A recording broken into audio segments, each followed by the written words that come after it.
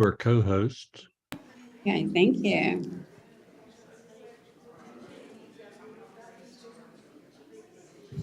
Good morning.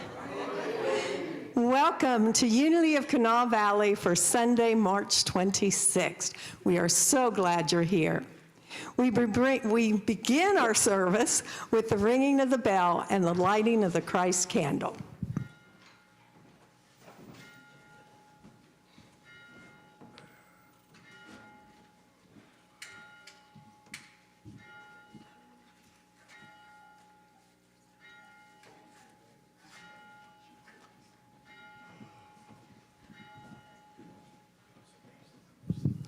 We ring the bell and we light the candle as a reminder of the Christ light that shines in each and every one of us. You'll find our opening statement on the inside of your bulletin, and if you would, repeat that with me together. There is only one presence and one power in the universe and in my life, God, the good, omnipotent. And sit with that truth for just a moment. Allow it to anchor into your heart. And now repeat it with me once more.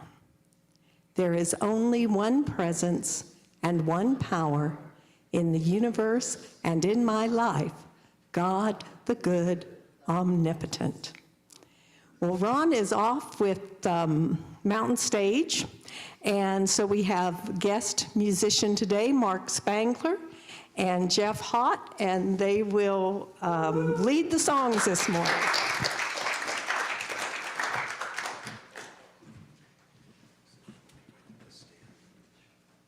Let's all stand and sing, surely the goodness of the Lord, surely the presence of the Lord.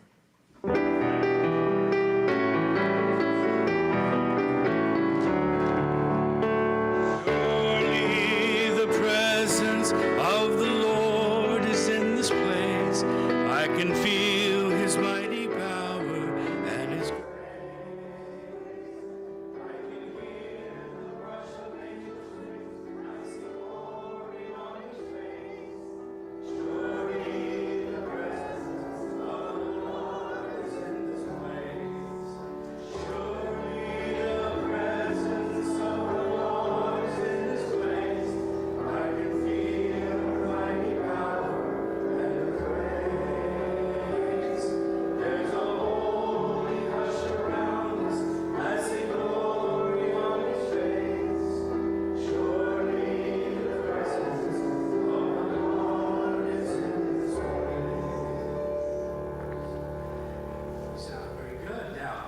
stand to sing your hymns? All right, good. So page 77 is our hymn this morning. And may I take this opportunity while you're looking for that hymn to just thank you for allowing me to be with you again. Unfortunately, this is a song called Take Time to Be Holy. Just want to play it through once. So I can learn.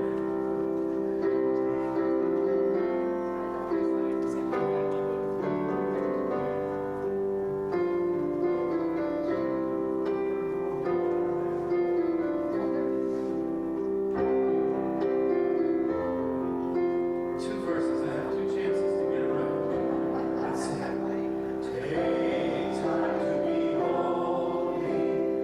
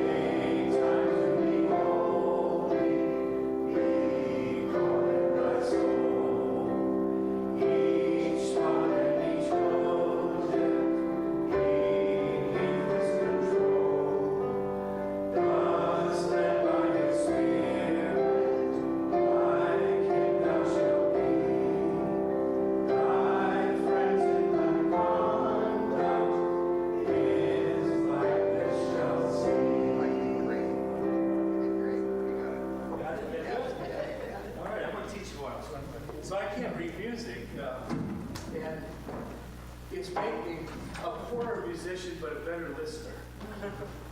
So I appreciate Jeff and those that can get those songs out. I'm going to just sing one now, that little chorus taken out of the book of Isaiah. I don't know if any of you have gone to the theater to see this Kelsey Grammer movie called The Jesus Revolution, but so that was, that's, I kind of felt like, my wife and I kind of felt like, oh, yeah, that's my life. And she told me to stop singing all the songs while we were in the theater. But there was a lot of focus on scripture songs during that time in the church's history. And boy, I was glad. And this was one of them. It's taken out of the book of Isaiah. It goes like that. I'm going to sing it a couple times. I'll sing it. You'll catch it. They that wait upon the Lord shall renew their strength. They shall mount up with wings as eagles.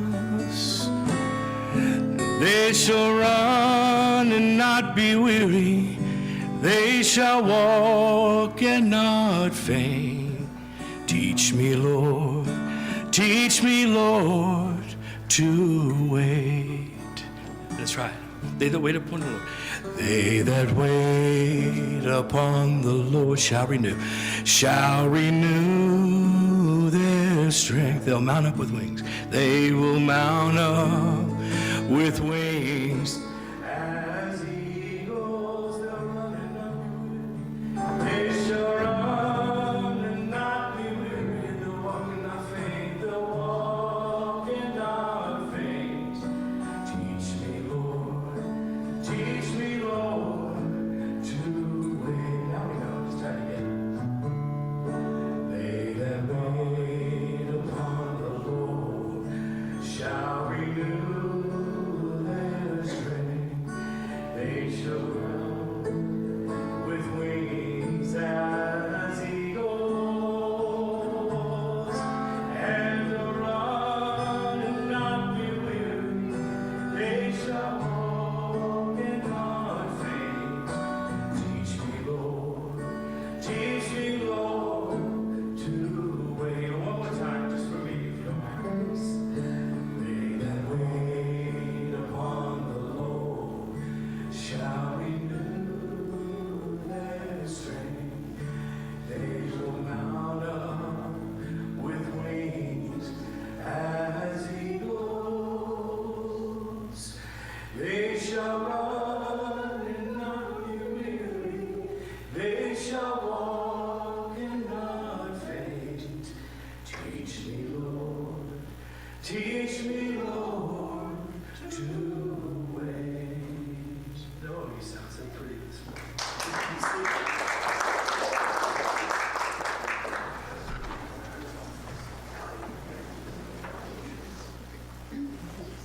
I really appreciate Jeff. Without Jeff, I wouldn't know what to do.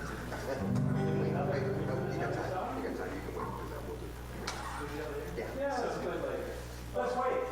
Just wait. Oh, thank you so much for getting our service off on the right foot. Oh. Once again, I want to say thank you for being here today, whether you're here in person or on Zoom, for sharing your time and your energy with us. It upbuilds each and every person in the room. So we say thank you for that. Sky, we have some first-time visitors, I know. We do. We have Heather and Michelle who are here. So Heather and Michelle, welcome. And everyone else has been here before, I think. Okay. The Barbie's Unravel group, which is a journaling and discussion group, will meet this coming Tuesday at 5:15. Do you want to say something about it, or you want me to? Go ahead, you're there. Okay. You're such a active participant. Yes.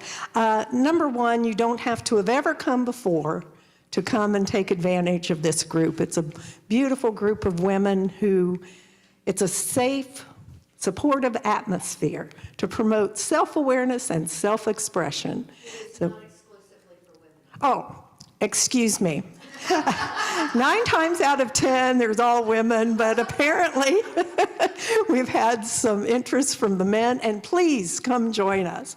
It is still a safe, supportive atmosphere. Just bring something to write on and to write with, because it is, what will happen is Barbie will ask some questions, and then she'll give you 3 to 5 minutes to write the answers to those. And then you can share those one-on-one, or you can share them in the group, or you don't have to say a word if you don't want to, because it is self-awareness. But it's a great, great group. I try to get to it every month. I will be there this month. Barbie's email address is in your bulletin, so if you want to attend, just let her know so that she sets up enough chairs.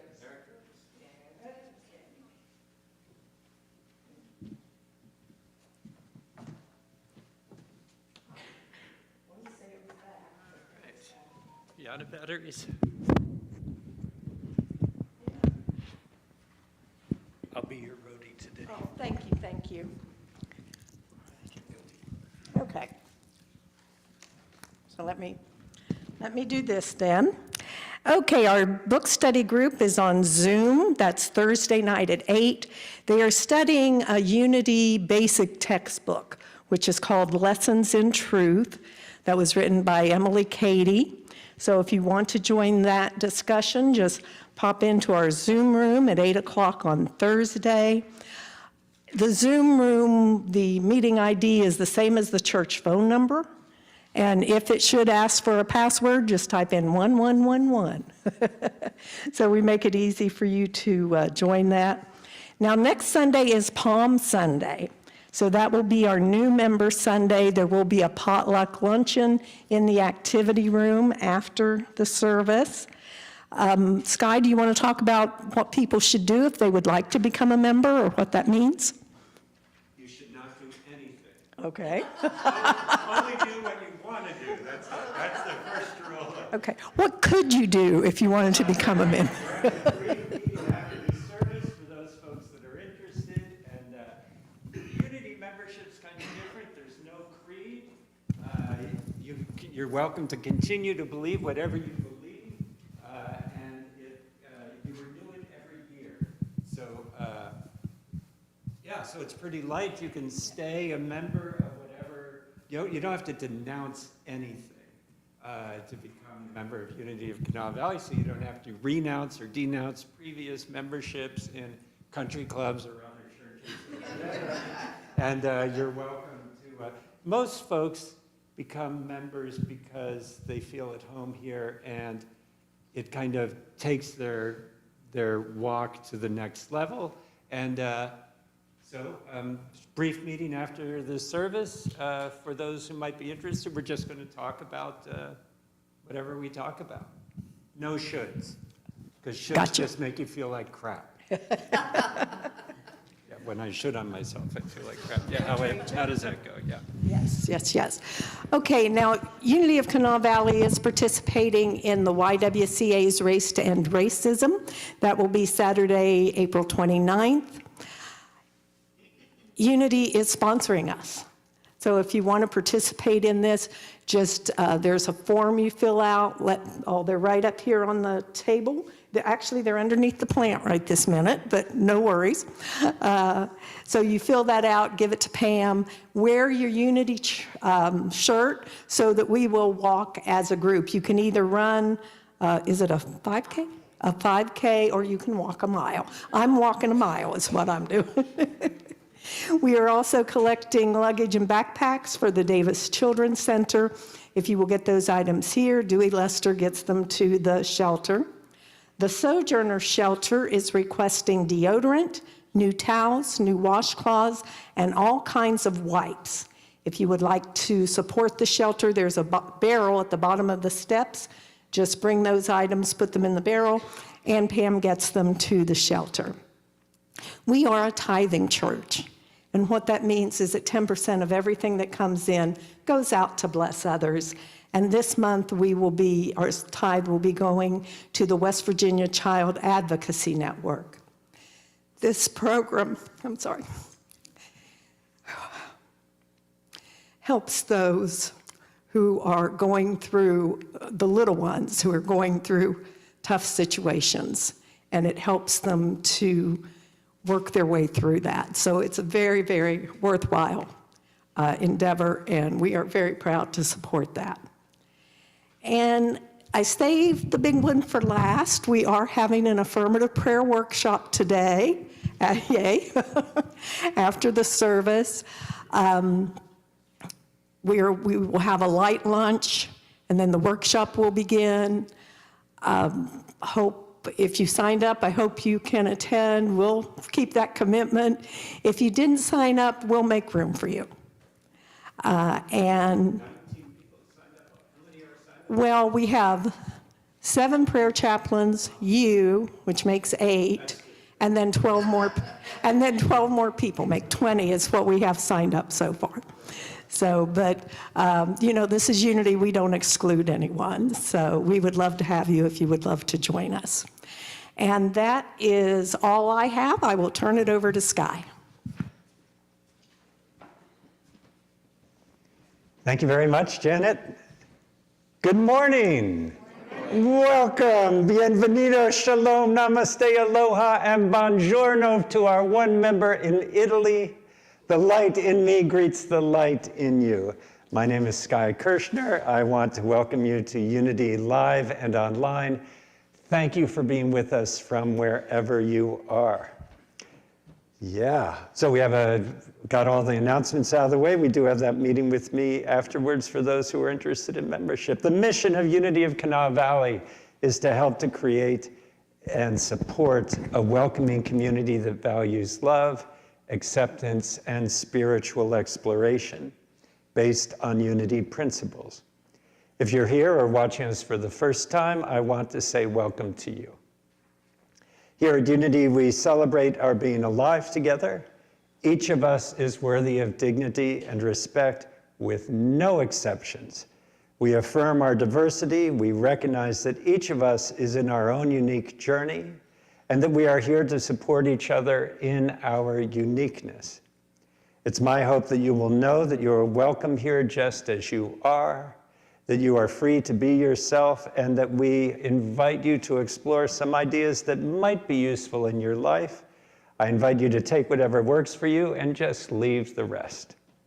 Today we'll be looking at the idea of Lent, self-discipline, and the idea of patience, waiting.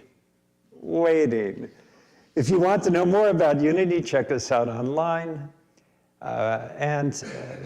Central part of Unity is prayer, and that's a big part of what we're about here, positive, affirmative prayer. So let's do a short one right now. If you would, soften your gaze, close your eyes if you feel comfortable. Let a smile come to your face and notice if that changes how you feel in your body when you smile, because it's all connected. And would you say silently to yourself, I am open to the love that is all around me right now. I am open, I am trying to be open to the love that is all around me right now. And would you imagine that you are sitting or standing in front of someone who you have loved or who you love currently, maybe somebody separated by time, someone separated by distance, someone separated by the veil of life and death. Imagine you are standing in front of that person, looking in them in the eye, maybe touching or holding them. See what emotion fills your heart. It might be gratitude.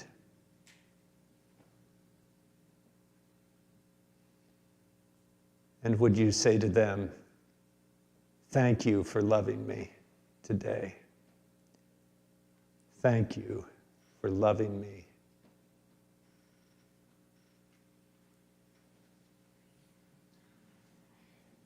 And if you would, give yourself a nice big stretch and a nice big yawn. And if you would, stand up, please, and balance on one foot. Mary had a little lamb, little lamb, little lamb. Mary had a little lamb. Okay, now the other foot. Mary had a little lamb, little lamb, little lamb. Mary had a little lamb. No, very perfect. Okay, and would you find someone either near you or find someone who's alone or someone who hasn't been here well, give them a big hug or greet them in some way and say, thank you for loving me.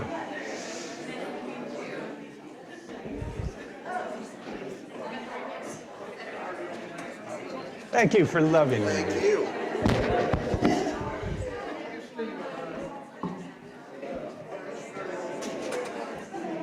Thank you for loving me, Mark. For loving me.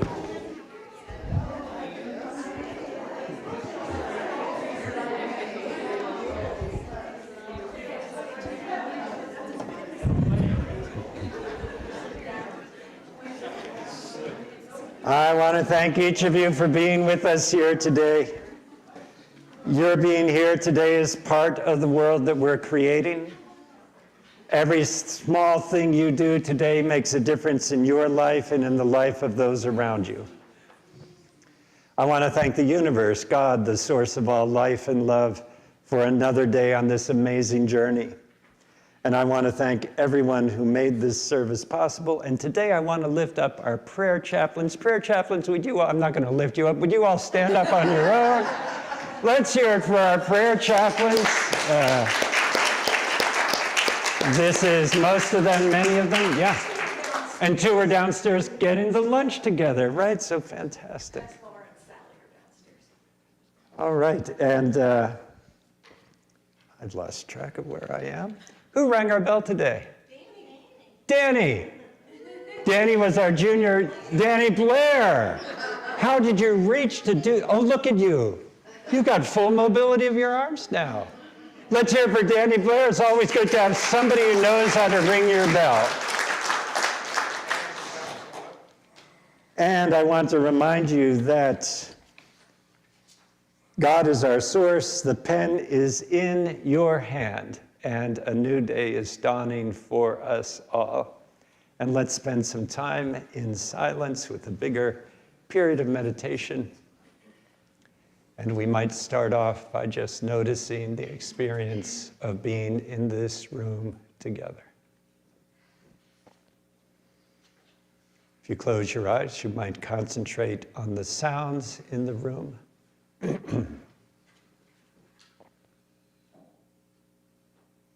The sound of shuffling as we get more comfortable.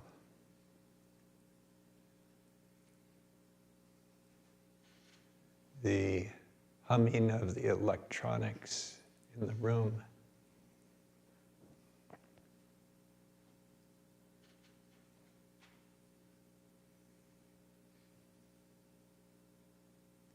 The sound of breathing and breathing together.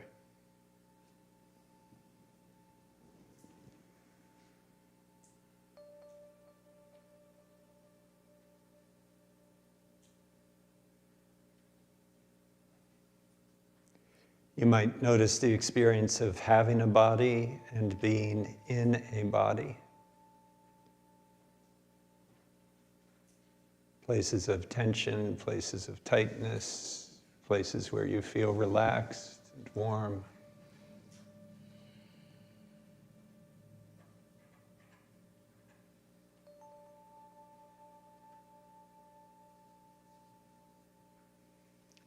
You might notice points of contact between your body and the rest of the physical world. Your back against the seat or the pew, your feet touching the floor. You might imagine the foundation holding up the floor and the bedrock holding up the foundation. Offering perfect support for us right now.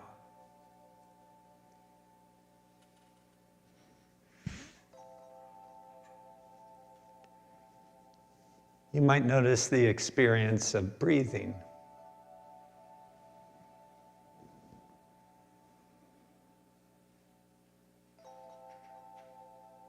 Taking in of the breath,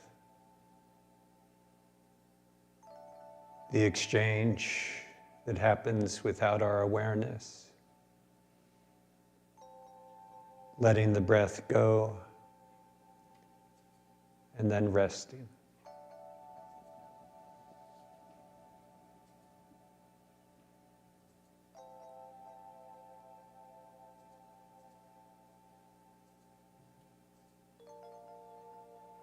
This is a metaphor for all of life,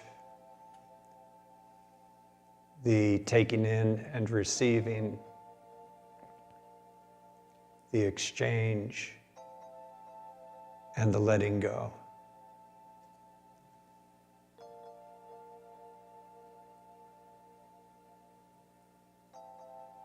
Life can be defined as the receiving and the letting go.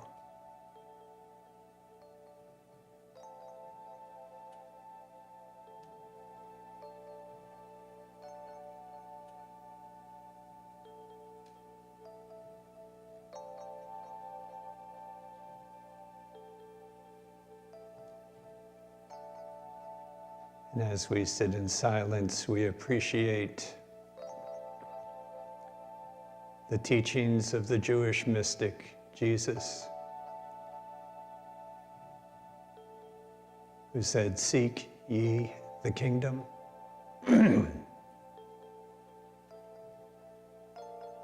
Watch for it, look for it, see it. Those who have eyes can see it. It is in your midst, it is among you. It is here and now, and it is within.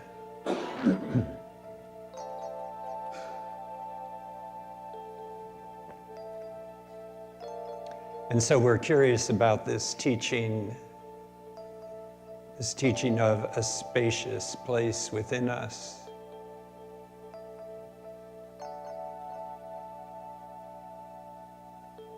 We know this to be a place of prosperity and abundance and sufficiency, a place where all is well, where there is more than enough, where we can be ourselves, because that is our true prosperity, to be yourself.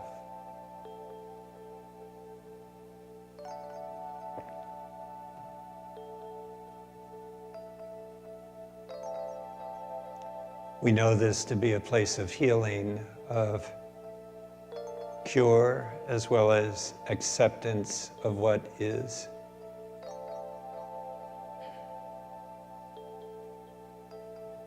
Whether it's healing of the body or healing of relationships,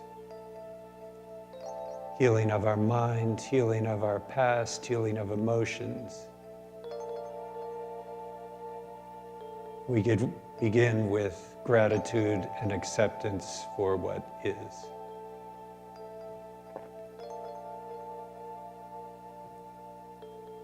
We know this to be a place of love, a place of relationship, a place of connection, as well as disconnection, a place of repair, a place of apology, a place of forgiveness.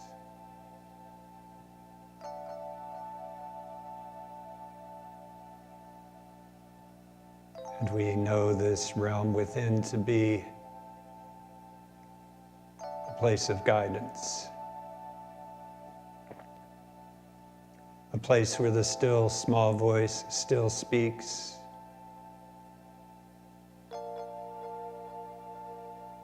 helping us to notice that the signs of love are all around us.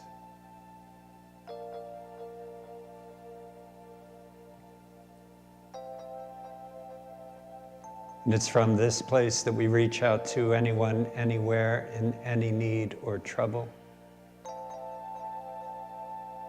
Those living in fear, those whose lives are racked by violence, those who are running for their lives, those who are struggling to breathe,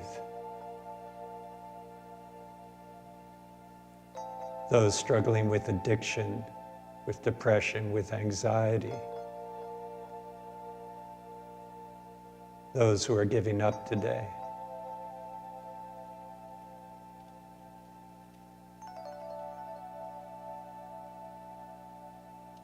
We know that God's presence is spread out equally throughout this world and throughout the entire universe. And that the awareness of God's presence is possible in all places, at all times, in all circumstances, for all people, with no exceptions.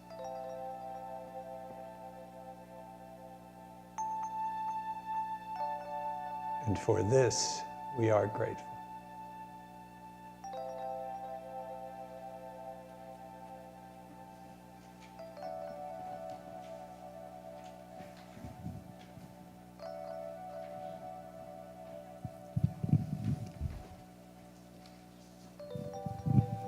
The daily word for today is joy. And the affirmation is, I draw from my wellspring of joy. There are so many ways to express joy. I may speak words of praise that bring the awareness of even more blessings to mind. I may take joyful action, my every step aglow with the light of God, enlivening all I do. I celebrate the playful joy of every child, especially the child within me. I experience the same happiness whether I am in the heart of a busy city or in the stillness of nature. And then there is the quiet joy of just being, the richest joy of all. I rediscover my joy by taking slow, deep breaths, tapping into my wellspring of well-being that never runs out. I feel its energetic flow spilling over into my heart and life. What joy to be a spiritual being, a precious child of God. And from Luke 2:10, but the angel said to them, do not be afraid, for see, I am bringing you good news of great joy for all the people.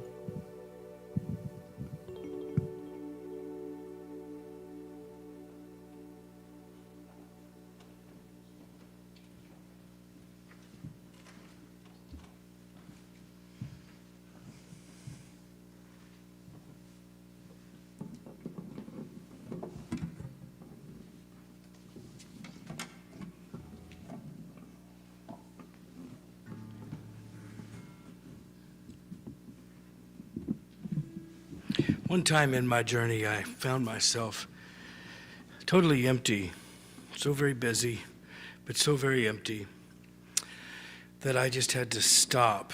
I felt paralyzed spiritually, emotionally, physically. I couldn't take another step. And it was during that time that I realized that I was not cognizant of the love that surrounded me. I was not aware or experiencing the peace that was within me. And certainly I wasn't living in that joy. that life can bring. When you're aware of those things, I was reminded of the words that are attributed to Mother Teresa, where she says, "You never know Jesus is all that you need until he's all that you have." And I felt like that was the moment in life for me where I just had to stop. In fact, I had to stop. I couldn't take another step. And I got quiet and I just listened. And I began to seek that and be aware of that love that endures forever, and that peace that passes understanding, and that joy that's unspeakable. And sat quietly and strummed my guitar and caught this song. I hope you enjoy it this morning.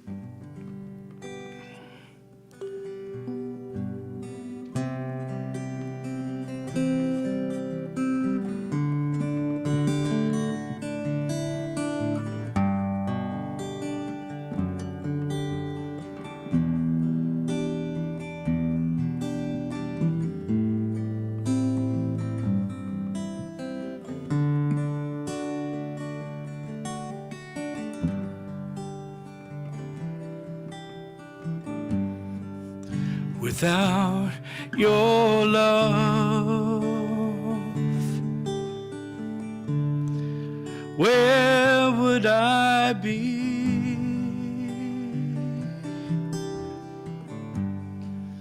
Without your love, I could never be free.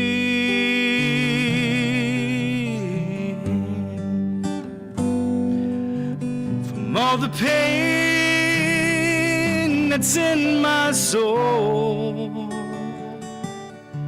and my life could never be whole, and the pain would grow and grow without your love.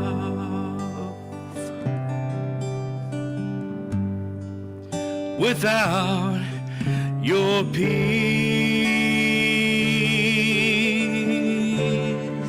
how could I live?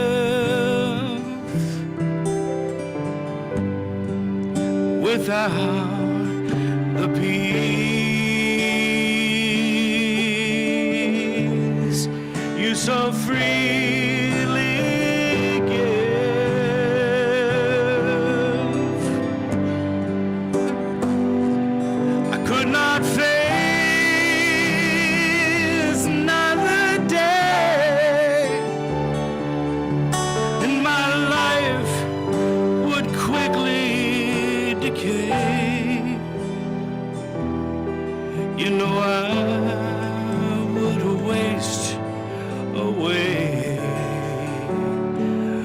without your peace.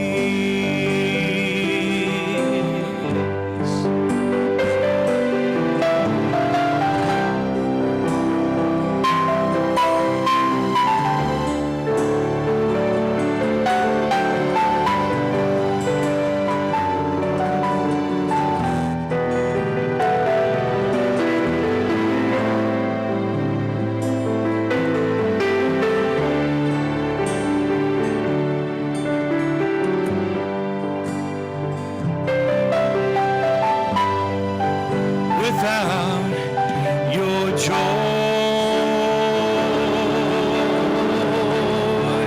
how could I sing?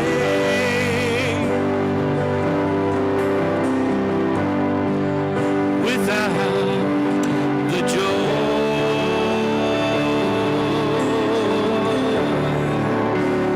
that you bring.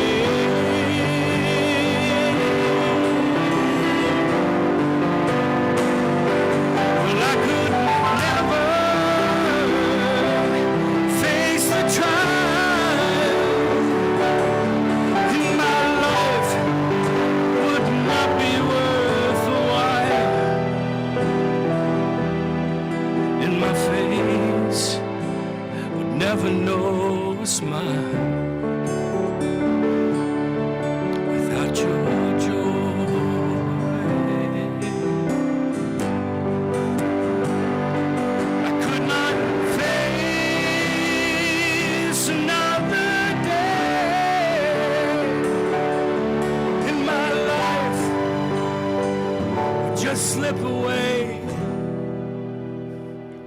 I couldn't live, I'd surely die without your love.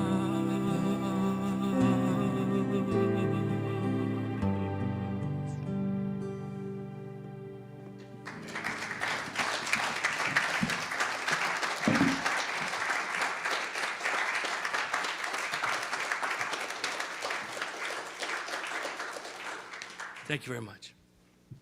Mark, that was absolutely beautiful. Thank you for that. Well, Jeff and Mark were asking me what hymns we might do for this Sunday, and I said, well, the theme is patience, and Mark said, yeah, I want to have patience, but I just don't have time for that.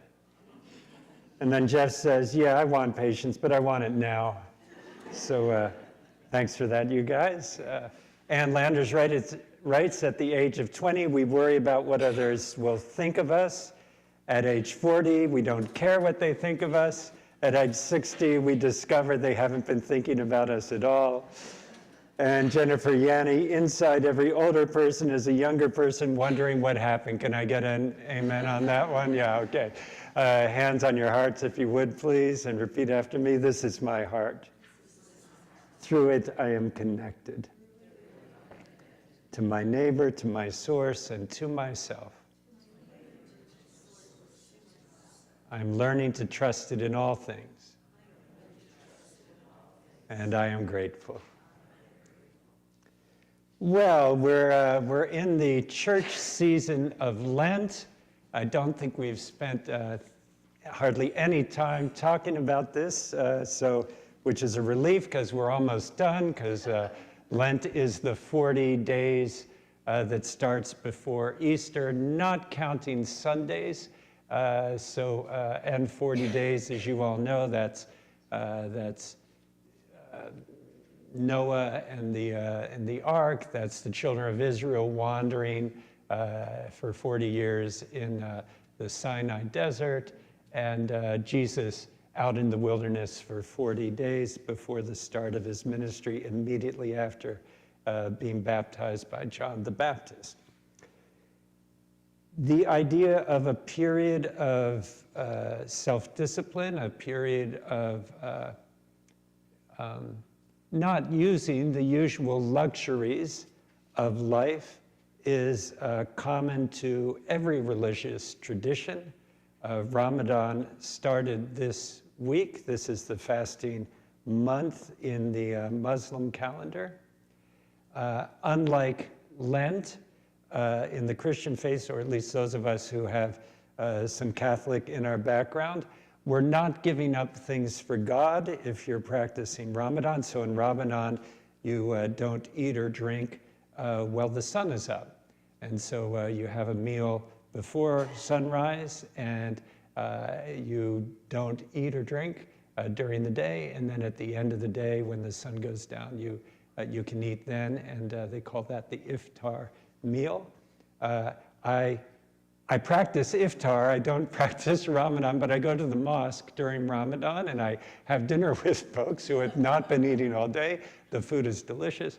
I'm kind of practicing intermittent fasting, where you eat for maybe, you've got a 6-hour or an 8-hour window where you eat, and I feel much better not eating a big meal. So now I'm going and sitting with my friends at the iftar meal, but I'm not eating because it's too late for me. Ramadan is definitely harder in the summer months and definitely easier if you're in the northern hemisphere in the winter months, because the days are shorter and you don't have to bridge for so long. The purpose of Ramadan, I was surprised to discover, is not a spiritual practice in terms of your relationship with God, but it is a spiritual practice of self-discipline. One, to practice 1 month out of the year when you don't give yourself the normal luxuries, and 2, when you remember what it's like to be hungry. It's a practice of empathy. to practice remembering what it's like to not have enough to eat. Every religious tradition has this.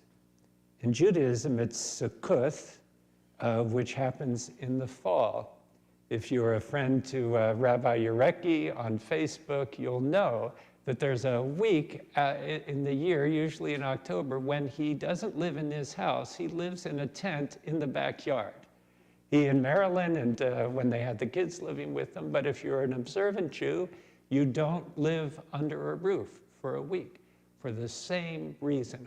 For Sukkot, they're remembering what it was like to wander for 40 years without a home. And so this idea is we never want to forget our humble roots. We never want to forget where we came from.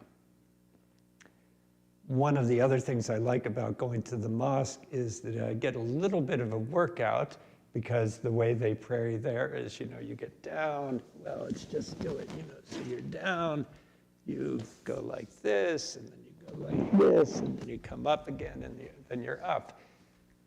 In soccer practice, we call those burpees, right?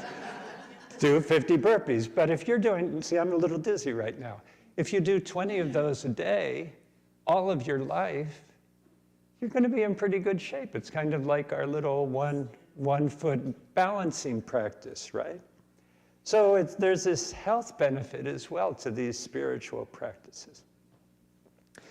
Now, Ramadan changes every year because they're basing Ramadan on a lunar calendar.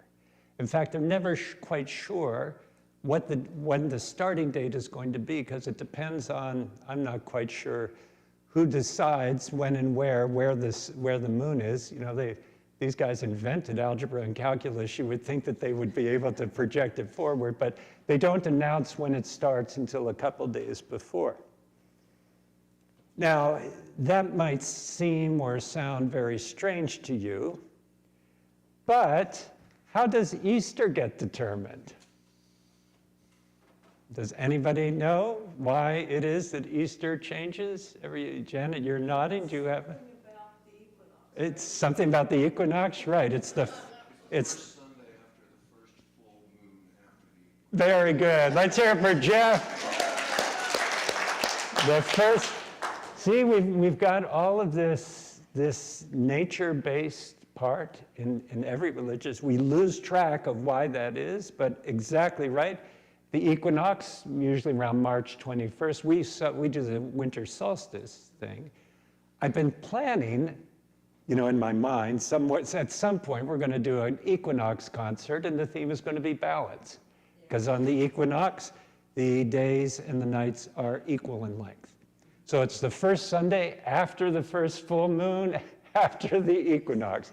And if the first Sunday after the equinox is a full moon, you've got to wait another week. So it's another time. Patience. Yes, thank you. The word Easter, as you probably know, comes from an Anglo-Saxon word, Estra, which was the name of a spring goddess in that culture. And there was a festival in her honor that was celebrated each April. Charles and Myrtle Fillmore, the original kind of authors of the unity idea, writes that Lent is a season of spiritual growth. It's a time of progressive unfolding. We can blend and merge our minds with the God mind. And when we do this, we find a way opens for us to be lifted to a higher, more spiritual state. I'm going to spell out some of what I think that might mean. In Fillmore's book, Keep a True Lent, he has a 40-day, or it's probably a 46-day daily word kind of thing. So every day there's a different reading or a different meditation. The one for tomorrow is on patience. And so I thought I would talk today about the importance of patience. Fillmore refers to the scripture in Hebrews, that's the letter of Paul to the Hebrew people, chapter 12. Therefore, we are surrounded by such a great cloud of witnesses. Let us throw off everything that hinders and the sin that so easily entangles. Sin in unity is wrong ways of thinking, specifically thinking that you're not a lovable person or that this is not a world of love. Sin does not mean like moral lapses. It just means forgetting that you're loved. And let us run with patience the race that is marked out ahead of us. Let us run with patience. Now, I don't know how many runners we have here, but, that's hard to do, to run with patience. Sometimes, especially if you want to win the race, right? But if you're doing a marathon or even a 5K, if you run too early, I see Laura nodding, right? If you start off too fast, you're not going to make it the whole way. And the beautiful song, had all of those elements of persistence and running patiently. Patience, oh, by the way, this cloud of witnesses part, this is why I invite us to close when we're doing the first prayer, think about someone who you love who isn't here. If you imagine the cloud of witnesses, imagine you're standing in a cloud or in the fog. It's just a cloud on the ground, but if you're in the fog, imagine each one of those droplets is someone who is cheering for you. Each one of those little drops of water in that cloud or in that fog is someone who loves you, right? Some people would call these angels. I'm just going to call it your cloud of witnesses. So when I invite you to do that practice, I'm asking you to name one of those little drops. What is one of those little drops, one of those people that has loved me or loves me currently, that is my cheering section? So if we imagine running this race patiently, we are surrounded by a cloud of witnesses, people who are cheering us on as we run. Fillmore writes, patience is a state of mind that beholds the world from the harmony of the Christ mind, I would say the universal mind. We look at the world from the harmony of the universal mind. So we get out of so he goes on, a freedom from personal thinking. So rather than thinking with my ego, rather than thinking with my personality, I am attempting to imagine the world through the eyes of the universe, through the eyes of God, and imagining the world through a bigger perspective. This is the basis for patience. It is an attitude of mind characterized by poise, calmness, quiet, restful trust, especially in the face of difficult circumstances.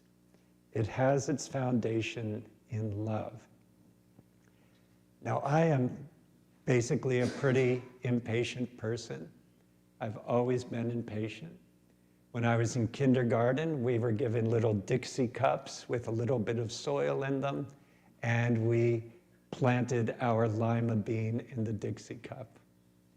I was so excited when I would get to school every day. I would dig it up to see what was happening. And I was crushed after 5 days when all of my fellow students' lima beans were breaking through the surface and mine was doing nothing. I had killed it.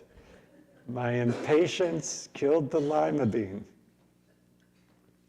The first requisite in the development of patience, Fillmore writes, is spiritual understanding. The larger vision of life. So going from tunnel vision to a larger, what's going on here? My ego says, this is what's going on here. My ego says, I'm sure that that's what's going on. And Fillmore is saying, a spiritual vision of life is zooming the lens back to wide angle. There's a bigger thing going on here than we know. In the Islamic tradition, one of the reasons why I go is I've got a teacher there who's teaching me the Quran. There's got some amazing metaphors and images. One of them is that when you die, you get to stand in front of this wall, and and this wall has all of the pages of life on it, and you can see how everything is connected in your life and in everybody else's life. And you get to stand in front of this wall looking at how everything is connected for as long as you want, until you're satisfied. In Islam, they have this idea of judgment. God judges you, but God doesn't judge you till you've had all the time you want standing in front of this wall. And I asked my teacher, I said, why are these pages on the wall? Because they're pages from the Book of Life. In Islam, the very first thing that's created is a pen. And I thought the guy said pin, because he has a pen. No, it's a pen. And why is it a pen? Because God is writing down everything that happens. And then all these pages go up on the wall. And I said, well, why are they on the wall? And the guy said, because nothing is hidden. If it's in a book, you have to go to another page, and that page is hidden. But if all the pages are on the wall, then you get to see how everything is connected. So Fillmore writes, the larger vision of life, the larger our vision of life, the bigger we can see the connections, the more freedom we will feel. And we are spared from the friction and fretting that comes when we are centered in our personality with a tunnel vision view. Whether one is patient or not depends on one's view of life. If one is selfish and self-centered, lives in the material world, bound by their own interest, that person lacks the qualities to make up patience. Fillmore continues, patience gives self-control. Now, this idea of self-control is important for us as humans, I think, because we all have the part of our brain, the reptile part of our brain, which has the amygdala, which is the fight or flight part of our brain. That's the part of our brain that's based on survival. And in order to pull this off, we've got to not just pay attention, we have to kind of tap down that part of our brain, the amygdala part of our brain, and chill out, right? I see on YouTube and TikTok all these videos people put up of people not being chill, right? People offer unsolicited advice. Your dog shouldn't be here. This shouldn't be here. And they get into these big arguments. Why? Because their amygdalas are just going crazy. So why do we gather once a week? Well, for different reasons, but I was noticing what a chill service we have here, and that song, and everything just kind of, why? Because we're just trying to calm our amygdalas down. Can we just move out of a threat mode, a fight or flight mode, and just kind of, can we just breathe together? Can we just kind of feel what it's like to feel safe for a few minutes together? It's a social necessity. Now, I must confess to you that I did get amygdala activated about 5 minutes into the service today. That one hymn, Take the Time to Be Holy, had so many references to God as a He. And every time the He, I felt this little amygdala kind of jolts coming in me, and I said, oh, I wish we had picked a different hymn, or I wish we had introduced it and said, hey, feel free to use her in there. But then I realized, no, Sky, this is a perfect moment, because this is exactly what you're going to be talking about. You're getting amygdala activated right now, and you need practice chilling out. Just chill out about the words of this. Let's take it in a bigger picture. Maybe this is the way it's supposed to be unfolding, right? Who am I to say, no, this ought to be like this, right? So thank you for that moment. I'm so glad we picked that hymn, and I had that chance to feel my amygdala activating and then to chill it out. We need to move from thinking me to we. The amygdala thinks we, it thinks me, and this bigger view thinks we. Our mailman is an amazing person. He brings a little biscuit for our little dog, Izzy, every time he comes. Sometimes he's not on, and Izzy is crushed. She is crestfallen because she waits for him. She hears the truck coming way before I do, way before you can see it. She's either at the door or she's outside waiting for the guy. I have videos of this. And when the guy comes, it's like, now, he's a socially we-oriented guy. He's not thinking, oh, this yappy dog, what a bother, right? He's making friends with the dog. He's moved from a me mentality to a we mentality. James Clear says that 50% of our lives we are living out of habit. 50% of our lives we're just living automatically. And I think he's talking about the behaviors. I think in our thoughts, 80% of our lives we're thinking out of habit. We habit our partners. We think we know who they are, right? Because we're not going to take the time to get to know them every day. We've got to just start making some assumptions about them.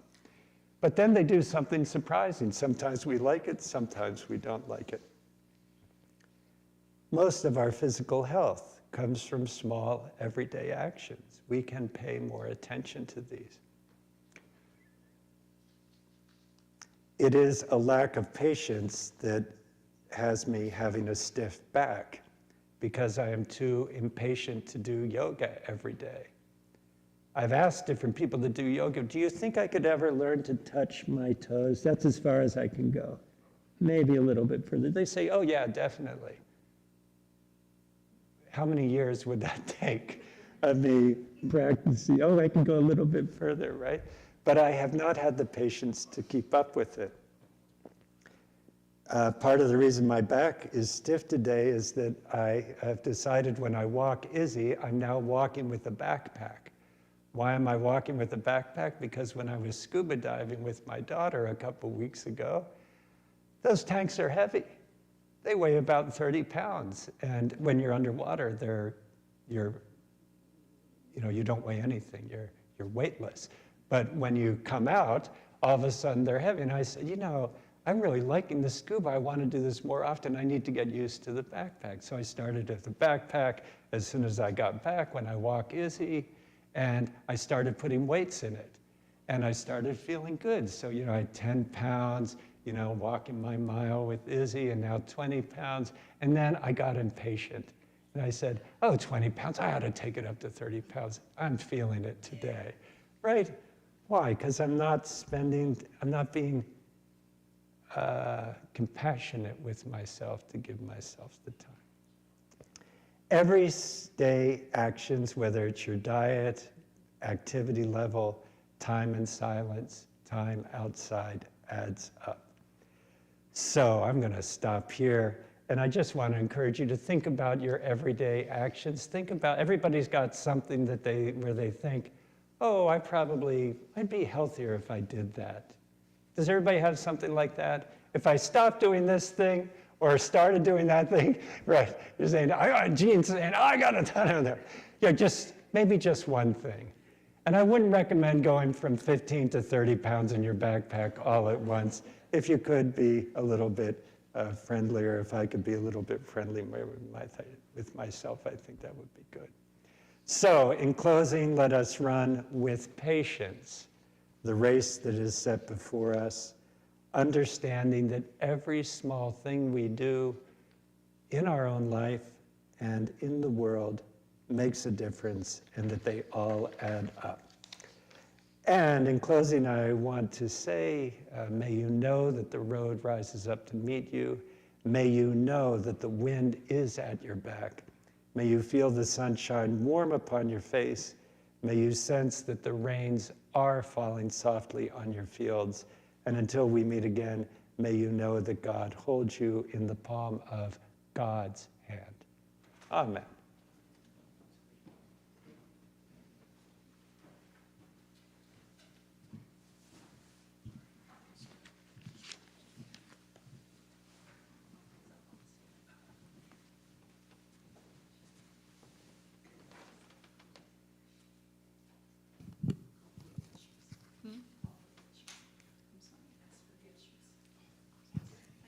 Sorry.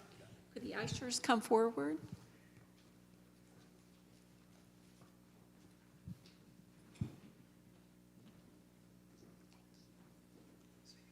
Divine love, moving in and through me, blesses and multiplies all that I have, all that I give, and all that I receive. I give in love, I trust God, and I am grateful.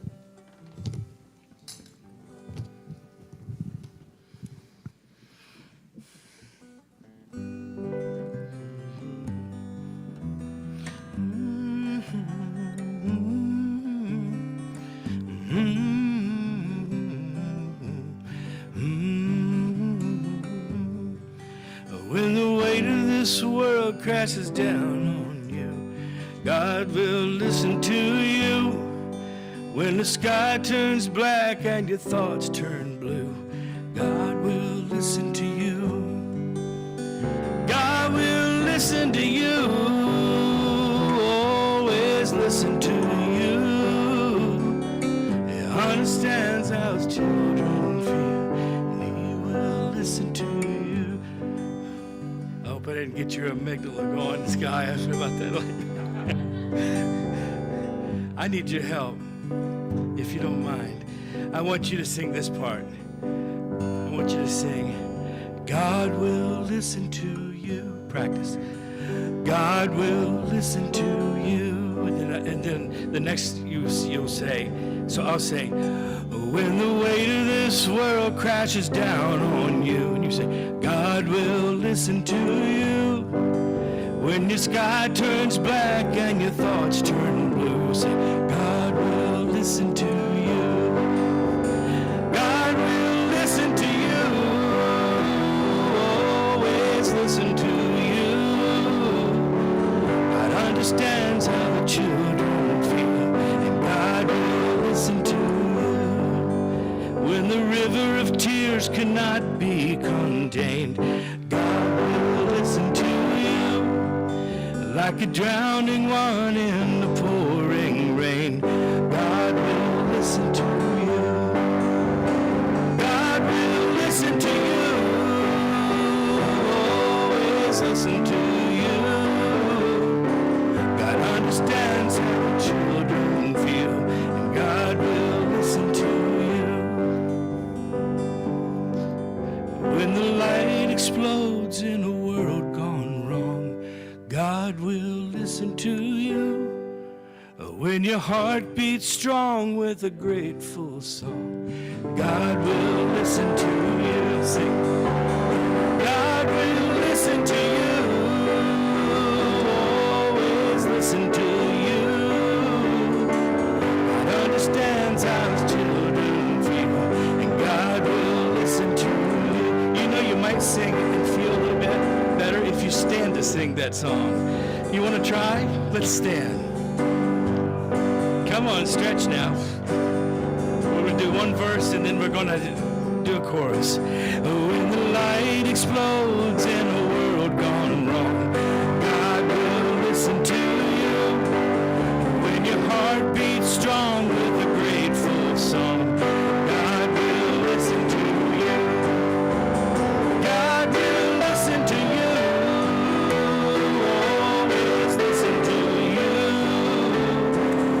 Understands how the children feel, and God will listen to you. God will listen to you, always listen to you. God understands how the children feel, and God will listen to you. Thank you.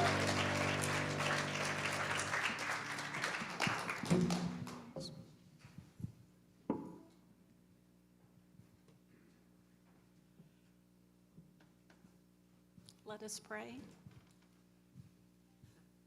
Divine love, moving in and through me, let us multiplies all that I have, all that I give, and all that I receive.